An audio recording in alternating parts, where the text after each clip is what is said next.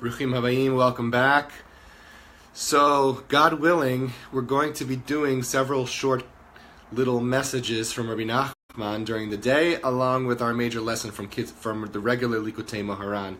And these smaller lessons will be based on the Kitzer Likutei Moharan, the abbreviated version of Likutei Moharan, which Rebbe Nachman compiled at the behest and at the instruction of Rebbe Nachman.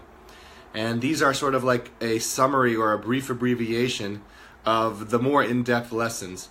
So they're going to be about different topics than the regular lessons, but in any event, hopefully you'll find them useful. And if you go to our YouTube channel for Breslov Nation, you'll be able to find them under the playlist of Kitzer Likutei Moharan. So today I wanted to talk briefly to you about the idea of straightening out our hearts with something Rebbe Nachman refers to as thunder. So we know that one of the main principles that Rebbe Nachman says is that it's a great mitzvah to be happy all the time. We have to be joyful.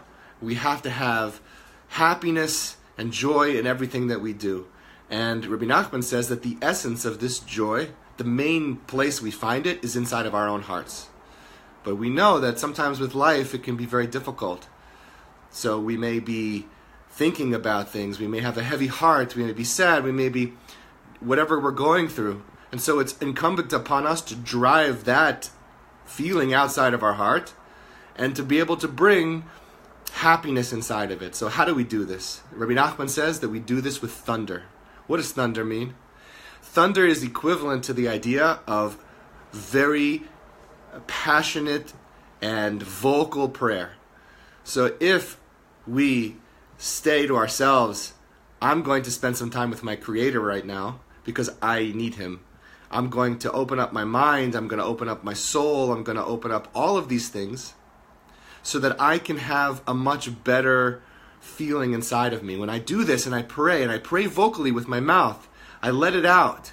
I speak words to Hashem, both in Hit Bodedut and also in the daily prayers that we have. When we do this, then our mind is going to actually and our heart is going to hear what our mouth is saying. And when our heart and mind hear what our mouth is saying, then it's going to create thunder. It's like the sound of ra'ash, of noise, of thunder. If you remember the description of the giving of the Torah with lightning and thunder and the sound of the shofar. Very similar. We have to recreate the giving of the Torah every day in our own lives. We have to create the giving of joy by this thunder, by pouring ourselves out in prayer and not being afraid to express our feelings and our emotions. And then we can be happy because we can get the load off of us. And by doing that, we will create this thunder, we will create the joy in our hearts. And then Rebbe Nachman also says at the end of that particular lesson, he says that if you hear the shofar on Rosh Hashanah from somebody who is a God-fearing person, then you don't have to worry about the other type of thunder. What does that mean, the other type of thunder? Difficulties and pain and suffering. You could only have the thunder of joy in your heart. You may know that Rebbe Nachman is very, very fond of Rosh Hashanah, and he says that his Rosh Hashanah is different than all of the other Rosh Hashanahs because he will actually advocate for us and help to intercede and pray for us. And so if we hear the sound of the shofar, we can avoid the other thunder. But in each of our daily lives, let's do our absolute best to strive at every moment to thank our Creator for the amazing things He's done for us. And also to tell our Creator that, we need Him.